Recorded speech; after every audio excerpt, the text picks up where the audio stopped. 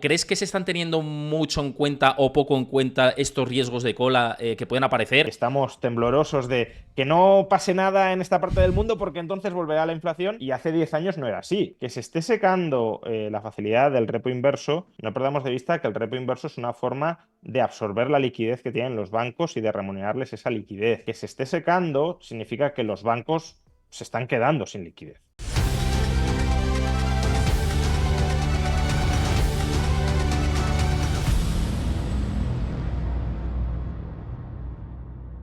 Antes de ver el vídeo al completo, recuerda darle a like, suscríbete a mi canal si te gusta este contenido y déjame tu comentario, que lo estoy esperando. Y una vez más con nosotros, Juan Ramón Rayo. ¿Qué tal, Juan? ¿Cómo estás? ¿Qué tal? Buenas tardes, ¿cómo estamos? Nada, Muy gracias como bien. siempre por la invitación. Un placer, siempre ya lo sabes, un placer tenerte por aquí en el canal.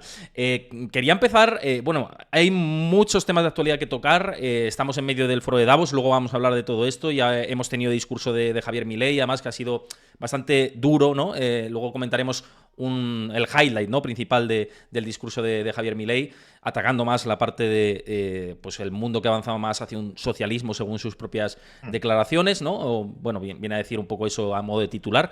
El discurso ha sido más largo, por supuesto, y lo hablaremos. Pero antes, hay muchas tensiones, o siguen las tensiones dentro del mundo, del entorno geopolítico, con el Mar Rojo, los bloqueos, los ataques de los hutíes, esa zona que está, digamos, la infantería de marina de los Estados Unidos, o digamos las navieras de Estados Unidos, intentando aguantar y que la zona no se vaya de madre y poder que la mayor cantidad de cargueros posibles puedan transitar, que no es el caso. De hecho, se ha reducido un tercio el tráfico marítimo por la zona. Y bueno, hay muchas dudas con respecto a esto. Te quería preguntar si crees que, o cómo ves la situación en general, eso punto uno, y punto dos, si esto se mantiene en el tiempo. ¿Ves impacto en la inflación? Ya no te digo en la inflación europea, sino a nivel global, por la importancia que tiene el canal de Suez. A ver, yo sobre la parte geopolítica no, no voy a entrar porque mis conocimientos son más bien escasos, pero sobre las posibles implicaciones macroeconómicas y sobre la inflación que esto puede tener, sí, porque creo que además conecta con el tan típico, tan común debate que hemos tenido durante los últimos años de si la inflación tiene un origen en causas de oferta o en causas de demanda.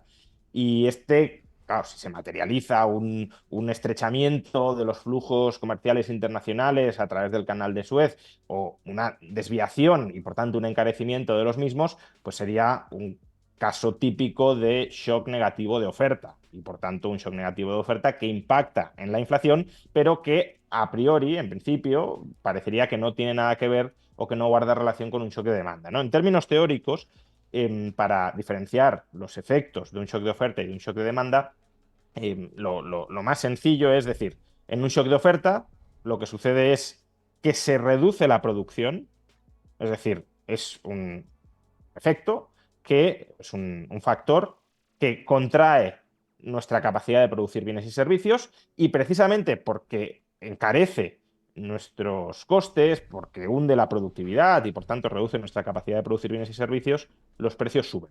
Por tanto, menor producción y mayores precios.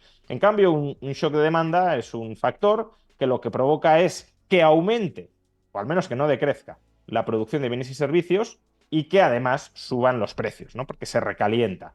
Entonces, claro, si uno mira la inflación que hemos tenido durante los últimos años, lo que ve es que la producción global ha subido y los precios también. Por tanto, ahí parece que predomina un cierto componente de shock de demanda. Pero es que además no hay que perder de vista que en ocasiones los shocks de demanda se pueden camuflar de shocks de oferta. ¿Por qué? Pues porque imaginemos que aumenta la demanda de automóviles. Si aumenta la demanda de automóviles, subirá el precio de los automóviles, pero no solo subirá el precio de los automóviles. Lo que ocurrirá es que si hay más demanda de combustibles, claro, estoy presuponiendo que son automóviles de motor de combustión, no eléctricos. Pero bueno, si aumenta la demanda de automóviles de motor de combustión, también aumentará la demanda de petróleo. Y si aumenta la demanda de petróleo, ¿qué sucederá? Subirá el precio del petróleo. Y si sube el precio del petróleo, habrá otros productos que usen petróleo que verán sus costes aumentar y como sus costes aumentarán, reducirán la producción porque no podrán vender más.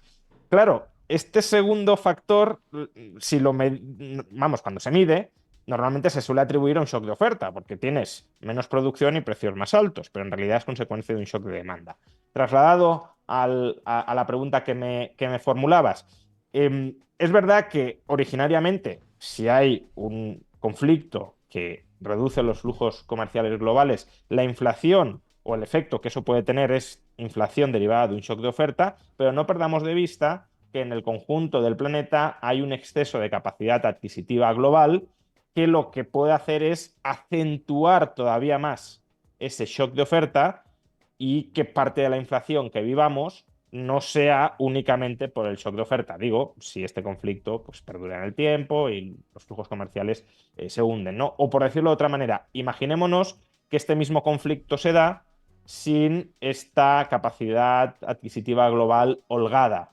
Pues lo que sucedería es que subirían los precios, pero menos y además nuestro poder adquisitivo tendería a reducirse y podríamos demandar menos. Pero como hay, por ejemplo, todavía en Estados Unidos ahorro acumulado del que echar mano para seguir demandando, aun cuando suban los precios, claro, si suben los precios por un shock de oferta, en lugar de gastar menos, a lo mejor se gasta nominalmente más desahorrando y elevando todavía más los precios. De modo que, y ya para terminar, podemos observar una inflación y decir, no, es que esto es por shock de oferta, porque fíjate, como se ha interrumpido el flujo comercial por ahí y han subido los precios, el 100% de esa inflación es por shock negativo de oferta. Cuidado, porque puede ser un shock negativo de oferta en origen realimentado por ese shock de demanda que está latente por todo el ahorro acumulado como consecuencia de las políticas de estímulo durante la pandemia. Lo que quiero añadir con todo esto también, que me parece muy interesante todo el análisis que has realizado, la verdad, y que además es la foto en realidad que se ha visto y simplificar muchas veces los conceptos, caemos en errores de decir, oye, esto viene por sobre oferta y ya está, y nos quedamos con ese titular y no, hay que analizar las tripas por dentro, ¿no? De cómo está toda la situación. Pero viendo un poco todo esto, expectativas que está teniendo el mercado con respecto a la inflación, incluso se está descontando que la inflación puede caer por debajo del 3% no a muy tardar, por parte de muchos analistas y bancos de inversión en Estados Unidos y también aquí en Europa.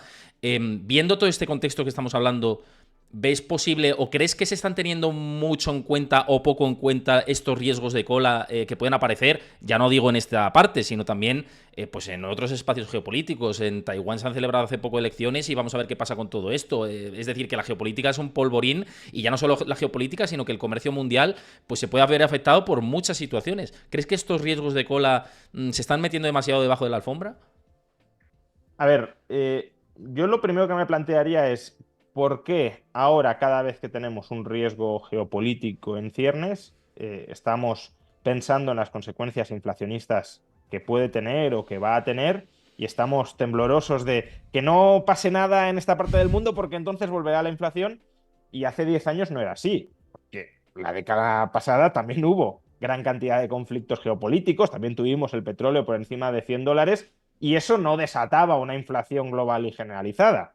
Entonces, si ahora somos más proclives a que cualquier cosita que salga mal en el mundo nos genere un recalentamiento de la inflación, quizá es porque tenemos una laxitud financiera y una laxitud fiscal en forma de acomodación de déficits públicos y también, aunque ahora en menor grado, claro, pero si bajan los tipos de interés ya no, de política monetaria también acomodaticia, que hace que ese shock, como decía, negativo, se absorba en forma de mayor gasto y por tanto mayores subidas de precios, ¿no? Eh, entonces, ¿están teniendo en cuenta los analistas todo esto? Pues creo que ni los analistas ni nadie puede ser conscientes ni puede prever el futuro de qué conflictos geopolíticos, por ejemplo, van a estallar en el futuro y si estallan, eso obviamente va a tener una incidencia en los precios.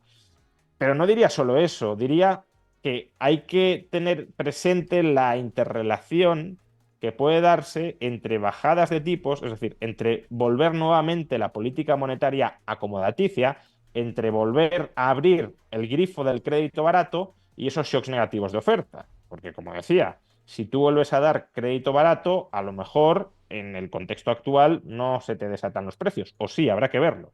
Que no tenemos tampoco una capacidad productiva muy holgada, donde si aumenta el gasto inmediatamente aumente la producción. No, si aumenta el gasto, aumenta algo la producción y sobre todo aumentan los precios. Pero es que si además tienes un shock negativo de oferta, como decía antes, si la gente, cuando digo la gente me refiero a familias, empresas, administraciones públicas, en lugar de internalizar la subida de precios por shock negativo de oferta, lo que dice es, como mencionaba antes, echo mano del ahorro acumulado y compro más porque puedo pagarlo, o, dado que los tipos de interés están muy bajos, me endeudo más para hacer frente a ese shock negativo de oferta, sube el petróleo, por ejemplo, pues en lugar de reducir la producción en mi empresa, lo que hago es un crédito circulante para pagar el precio más elevado del petróleo, pues claro, ahí ese shock negativo de oferta se potencia, como decía antes, con un shock positivo de demanda que lleva a que la inflación verdaderamente se palpe y se generalice por toda la economía.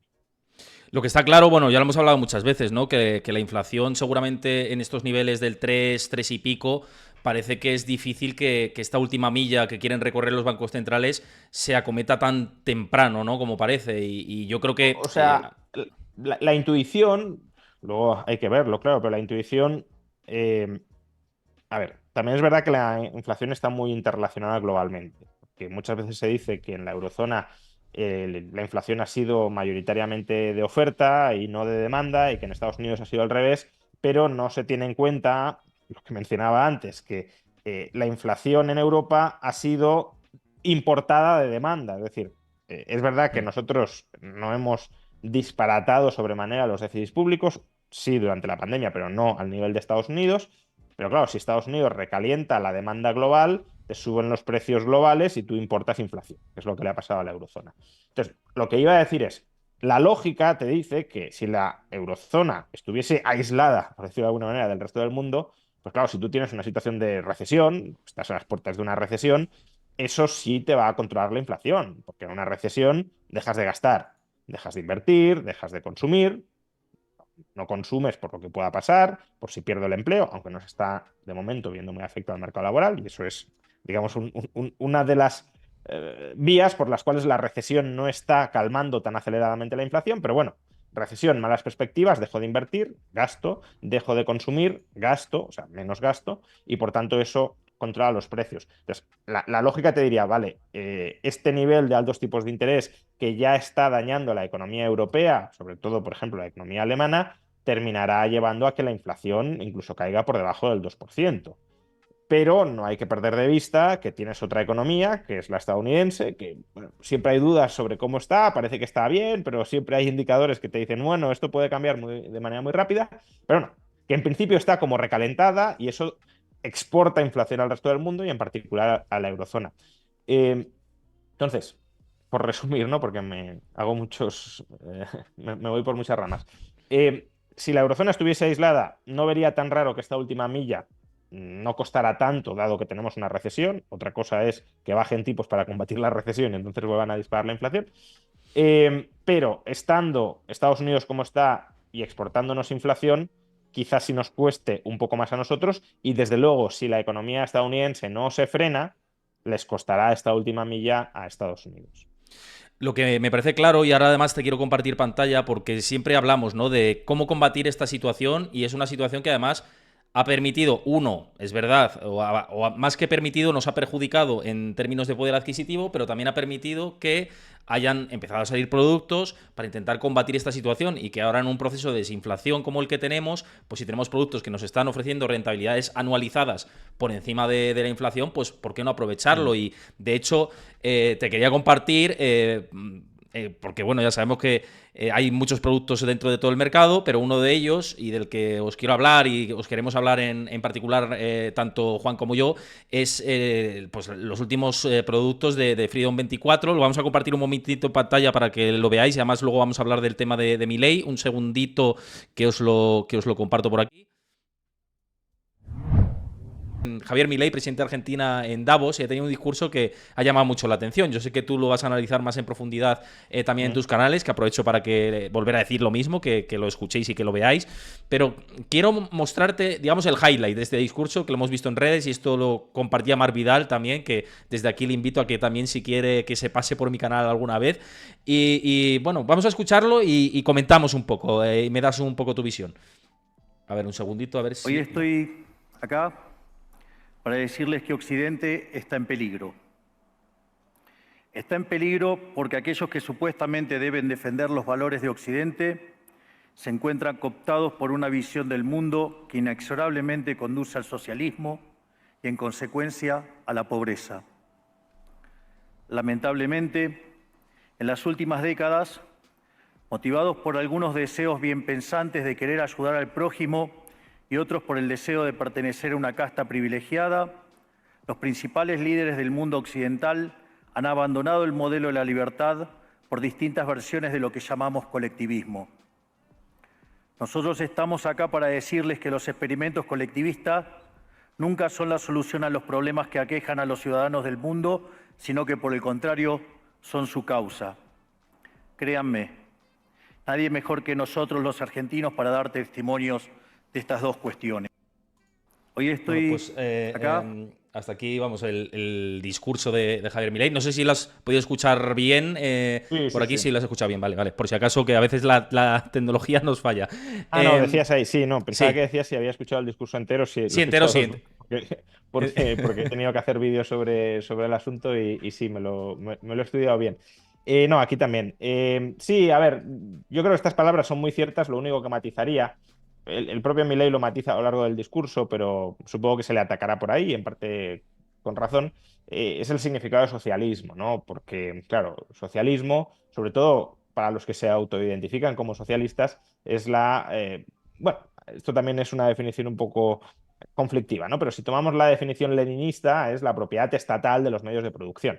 Y claro, decir, bueno, el mundo avanza hacia el estatismo, hombre. En el caso de España, con Sánchez diciendo que hay que comprar más empresas privadas y tener una mayor participación estatal, pues quizás sí sería más correcto, pero desde luego no parece que vayamos a una estatalización formal de los medios de producción. Pero bueno, el propio Milei luego explica que se está refiriendo a mecanismos de control estatal sobre la economía. Por eso yo preferiría llamarlo intervencionismo o estatismo Hmm. antes que socialismo para evitar confusiones, dudas, aunque bueno, también es cierto que este uso libre del término socialista que hace Milei, que además creo que va muy bien para el clickbait de nuevo, pero es un uso que viene del libro de uno de los mentores intelectuales de Javier Milei, que también es, ¿no?, mi director de tesis doctoral, que es el profesor Jesús Huerta de Soto, que tiene un libro que se llama Socialismo, Cálculo Económico y Función Empresarial, de hecho su primer libro, eh, y ahí, bueno, Huerta de Soto redefine socialismo como toda agresión sistemática, institucional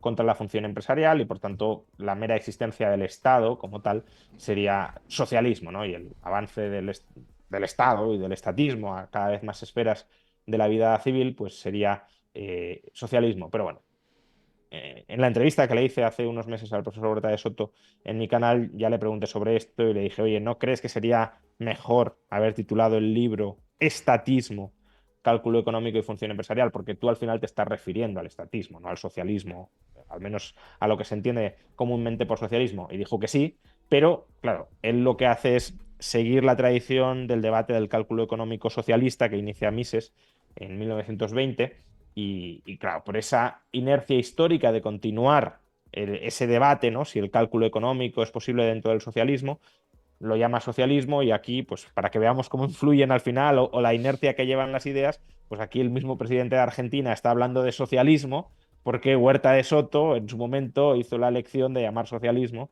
al estatismo, ¿no?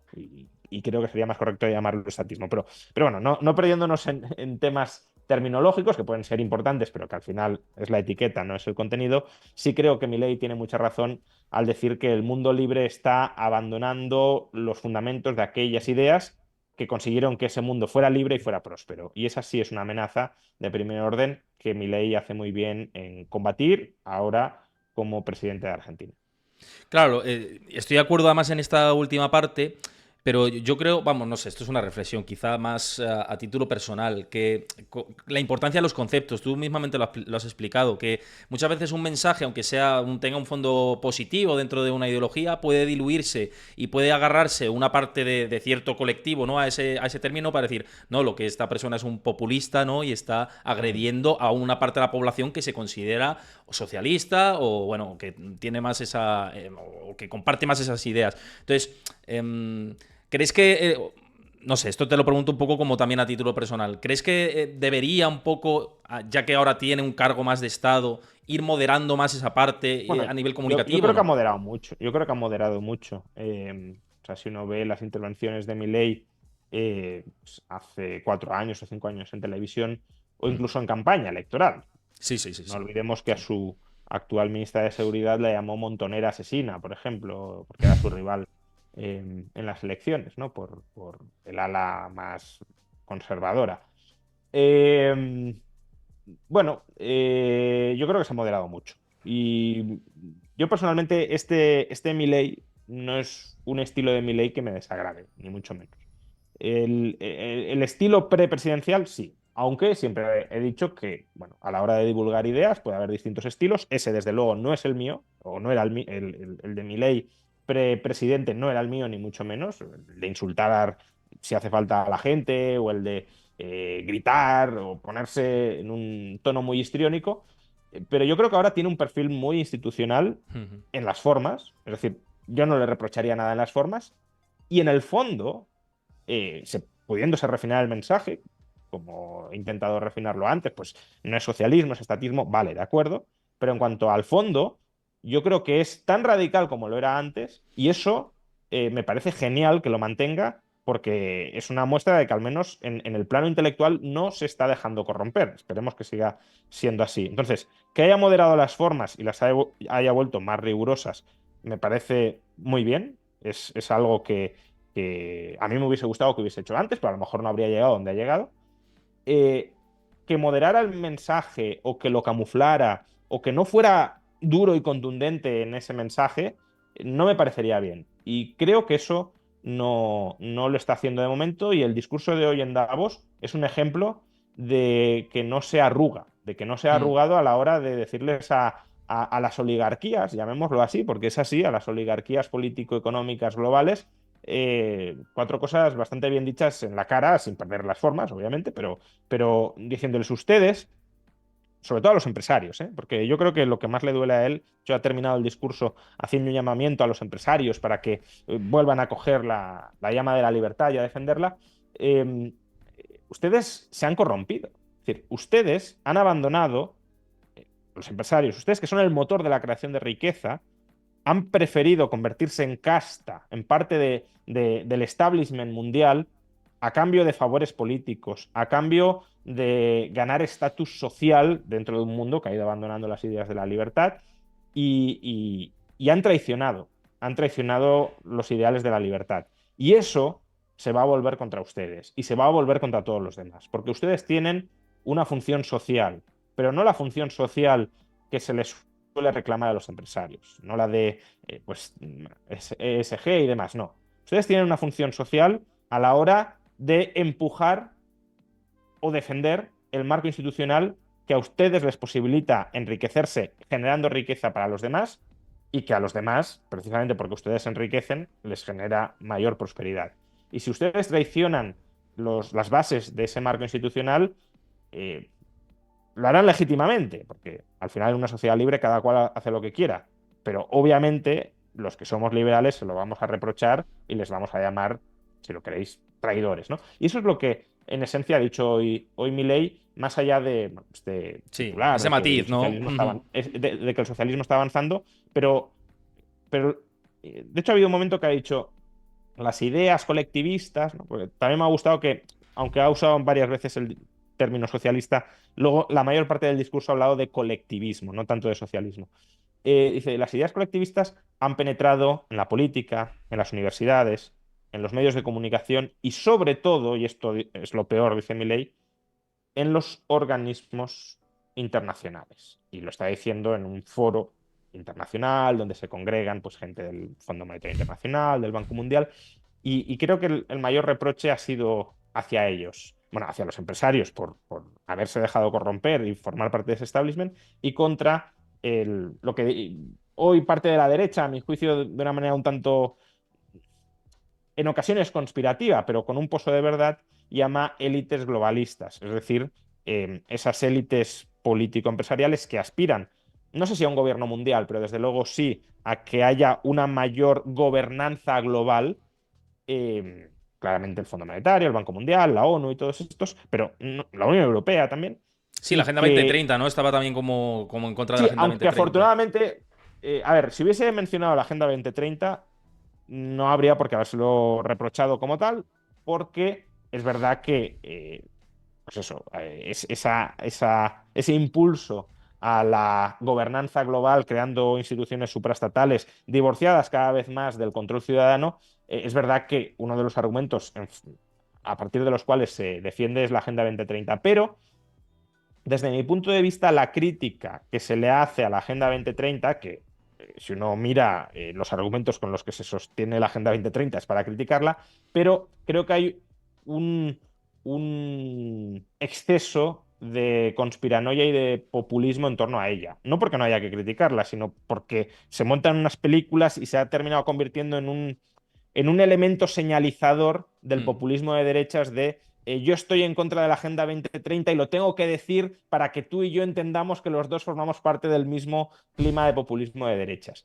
Entonces, si hubiese hecho una crítica razonable a la Agenda 2030, no habría estado de más, pero que no la haya mencionado, para mí mejor, porque en cierto modo señaliza que no siente una tentación demasiado grande de caer en ese populismo de derechas en el que no me gustaría que Javier Milei cayera. Y además también en otro momento del discurso, lo digo también para todos aquellos que le llaman de ultraderecha y demás, Javier Milei ha denunciado el colectivismo, de hecho, en todas sus ramas, el socialismo, el fascismo, el nazismo, la democracia cristiana, la socialdemocracia, el keynesianismo, bueno, quizá en algunos puntos de manera extremada bueno, en equiparar todo esto como si fuera lo mismo, pero es verdad que todos son vertientes colectivistas, estatistas, antiindividualistas, antiliberales en diversos grados y que las haya criticado a todas, las haya mencionado a todas,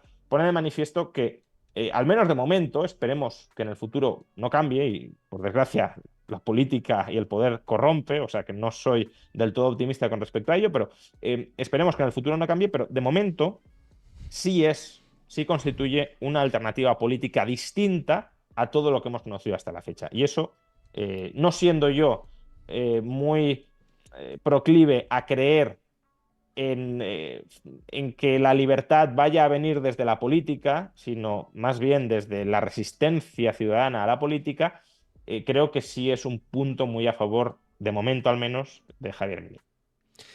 Vamos, yo creo que esta parte queda bastante cerrada con el discurso de Milei. Además, para verlo más en profundidad, como vas a publicar o yo creo que ya está publicado el vídeo de este discurso al completo, lo podéis ver en el canal de Juan Ramón Rayo y lo tendréis ahí disponible. Bueno, pues seguro que todo lo que comentas es todavía más en profundidad de lo que dices aquí, que merecerá bastante la pena.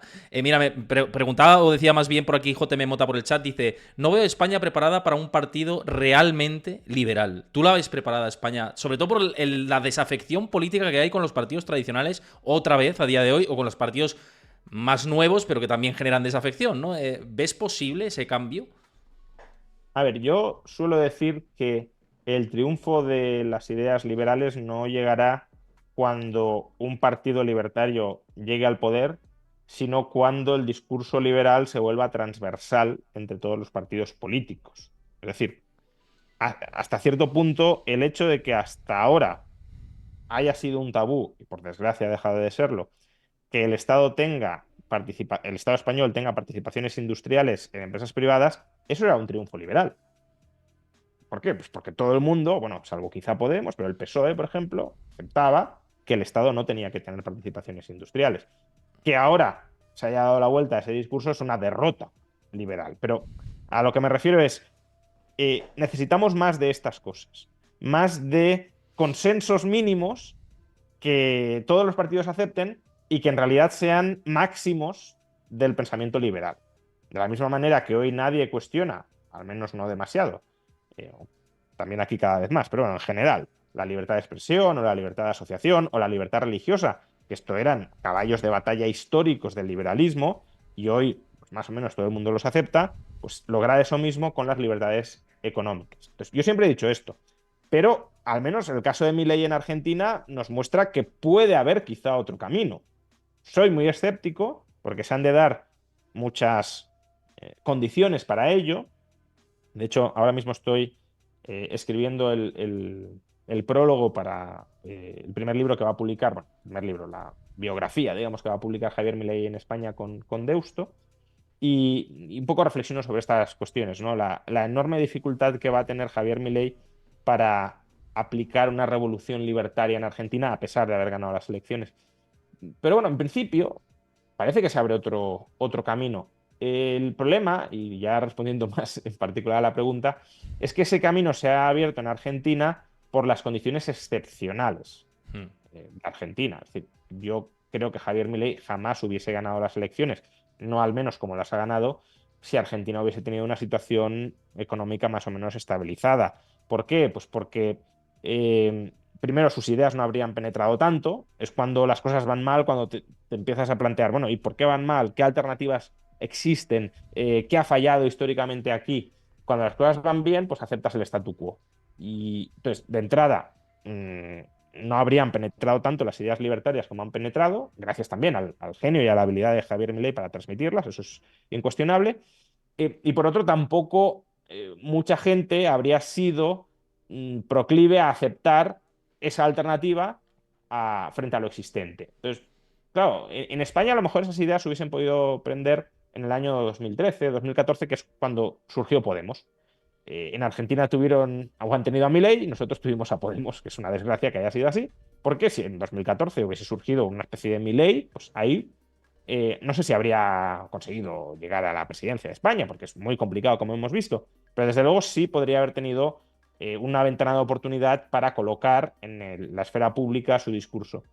Hasta que no venga una crisis dura en España, y ojalá no venga, no estoy deseando que venga, estoy diciendo, hasta que no venga, no creo que haya otra ventana de oportunidad para discursos como el de Milei. Y además que ha de ser ni para discursos como el de Podemos, dicho sea de paso, por eso también la extrema izquierda está como está. Eh, pero además ha de ser una crisis relativamente persistente, porque démonos cuenta de que Podemos surge en 2014-2015, cuando ya llevábamos 5 años de crisis. Hmm. No surge en 2009 ni en 2010. Pues claro, los primeros años de una crisis la gente dice, bueno, esto va a durar poco, aguanto, no voy a echar por la borda todo lo que ha funcionado hasta ahora. Pero claro, cuando ya llevas 5 o 6 años y la perspectiva es que esto vaya a seguir así, sí que dices, bueno, pues vamos a probar otra cosa. Entonces, otra crisis de esas características, yo no sé si va a tener España en las próximas, no sé, iba a decir décadas, a lo mejor es mucho decir, pero desde luego en la próxima década. Y yo eso lo veo muy complicado. Lo veo muy complicado, pero eso no significa que no haya que seguir dando la batalla de las ideas para que, al menos, para dar los golpes antiliberales que van surgiendo desde la política y, si es posible, colar algunas ideas liberales entre la población y a través de la población en los partidos, poniéndoles camisas de fuerza para que no se excedan o incluso para que remen en favor de la libertad, pues tanto mejor. Pero eso, un Milei o un nuevo Pablo Iglesias, me da igual, por verlo desde la otra perspectiva, creo que no va a surgir en los próximos años en España y que no tiene oportunidad de surgir. Mira, una de las cosas que comentaban por aquí por el chat antes, en relación con este debate liberal y de las ideas de Milei y demás, como que chocaba mucho que Milei esté frontalmente contra el aborto, siendo libertario, liberal y demás, y que cómo veías esto tú desde tu posicionamiento liberal. Yo, yo eso a mí no me choca tanto, me choca más y sí que ahí sería más crítico que esté en contra, por ejemplo, de la despenalización de las drogas o que esté en contra de la libertad migratoria. Creo que esos son temas donde sí hay, con más claridad desde mi punto de vista, una incoherencia, bueno, un acompasamiento político, si lo queremos, claro por parte de mi ley. En el tema del aborto, yo creo que el tema del aborto es uno de los temas más complicados, no ya para el liberalismo, sino en general para la filosofía política, porque al final en el aborto hay dos derechos que entran en conflicto. Uno es el derecho de la mujer a no gestar a, a ese, a ese feto que tiene en sus entrañas, y otro es el derecho del feto a poder desarrollarse y vivir y respetar, por tanto, ese potencial derecho a la vida. ¿Cómo se resuelve ese conflicto? Pues desprotegiendo al feto y considerando que el derecho de la mujer a no gestar tiene preferencia sobre el derecho del feto a desarrollarse y nacer y vivir. Eh, pero es verdad que dentro del liberalismo ha habido pues, pensadores que han defendido que el derecho al aborto no es tal derecho porque ese feto no ha entrado ahí de casualidad.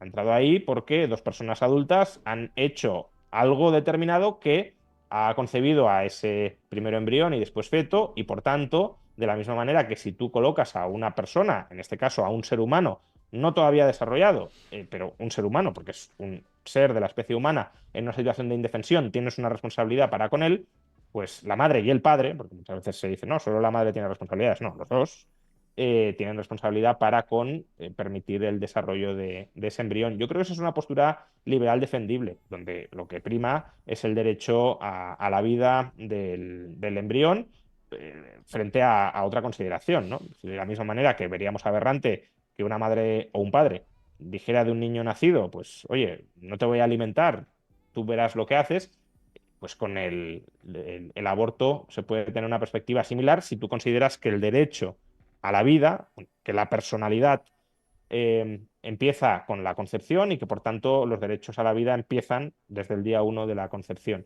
También entiendo que haya posturas contrarias a este planteamiento y a favor del aborto desde dentro del liberalismo, las hay. Pero lo que quiero decir es que en el caso del aborto la postura de Milei no es tan claramente contraria al liberalismo. Al liberalismo. En otros casos quizás sí, pero en el caso del aborto creo que hay desde el liberalismo una posible crítica al mal llamado, desde esa perspectiva, derecho al aborto, en favor del derecho a la vida y a la libertad, de ese nasciturus.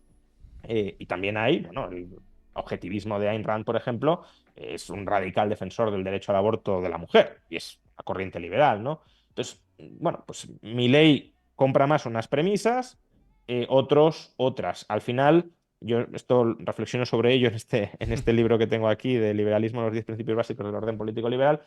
Creo que es una cuestión que no se puede resolver solo desde dentro del liberalismo, sino que hace falta que ese debate beba de fuentes, si lo queremos, filosóficas y también biológicas, extraliberales. Es decir, al final el debate es cuándo empezamos a considerar que un ser humano es sujeto de derecho. Creo que es el debate ese. O más adelante, pero que eso es algo que el liberalismo ni cualquier otra filosofía política del estilo del liberalismo puede resolver por sí mismo, porque es un debate filosófico mucho más amplio que trasciende al liberalismo. Pero bueno, claro, si uno compra la tesis de que un ser humano es sujeto de derecho, y por tanto derecho a la vida desde la concepción, pues no me parece incoherente que uno esté en contra del aborto, salvo supuestos en los que no se pueda, por ejemplo, violación, que no se pueda responsabilizar a la mujer de haber concebido al nasciturus. Pues bueno, interesante esta visión, porque además yo creo que muchas veces a alguno de los que nos estáis viendo os lo habéis preguntado, y también el posicionamiento de Juan Ramón Rayo con respecto a esto. Bueno, yo no me he posicionado, ¿eh? No, dentro de la corriente liberal, digo. Eso es. Y no me he posicionado no por nada, sino porque no lo tengo claro. Veo argumentos a favor de... O sea, una cosa es cuál es mi posición particular, moralmente mía, y otra es mi posición como liberal, y como, si lo queréis, articulador o intento de articulador de ideas liberales. Entonces, como filósofo, decirlo de alguna manera con muchísimas comillas, no lo veo claro. Veo argumentos en una dirección y en otra. Y por tanto simplemente expongo las dos posturas, y lo único que estoy diciendo es que claramente la postura correcta dentro del liberalismo no es necesariamente una. Puede ser la otra también.